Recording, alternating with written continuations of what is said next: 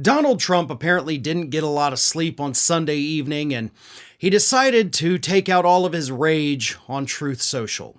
Even though Donald Trump actually had a good weekend, right? I mean, he won the South Carolina primary, defeated Nikki Haley on her home turf. He got to have his wonderful speech at CPAC. And so why was he in such a horrid mood Sunday evening? It actually stretched all the way into Monday morning. Well, he's panicked about his upcoming trial in New York, the very first criminal trial that he's facing. Coming up March 24th or 25th. I forget the exact date, but either way, it's coming up now in less than a month, and he's terrified. So he began his post right around midnight, Sunday evening, when he said, "Wow, the Mark Levin show just showed how unconstitutional and unfair the New York State Attorney General case against me is. A total hoax, election interference at the highest level. Next showing, 3 a.m. Eastern on Fox News." So, okay, you're working as a bit of a hype man for Fox News, I guess. If you've got nothing better to do, why not? But I don't think anybody's actually looking to a Fox News host for full, real legal analysis on what's happening in your trials. Not to mention the fact that if this was something Fox News actually had faith in, they wouldn't be showing it at midnight and 3 a.m., right? This kind of seems like if it was real and accurate and strong, this would probably be prime time. Not midnight on a Sunday. So even Fox News was like, yeah, let's just kind of bury that crap. But hey, Trump was watching, and that's all that matters.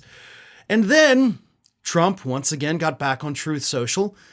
And this time he cited non-existent rules from the Department of Justice that claim that all cases against him must be halted in an election year. Here's what he said.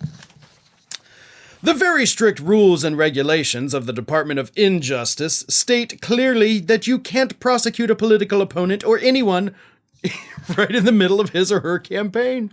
Why didn't they bring these fake charges 3 years ago? That would have solved all of their problems. The answer is they aimed for the various trials to come up during my campaign for President 2024.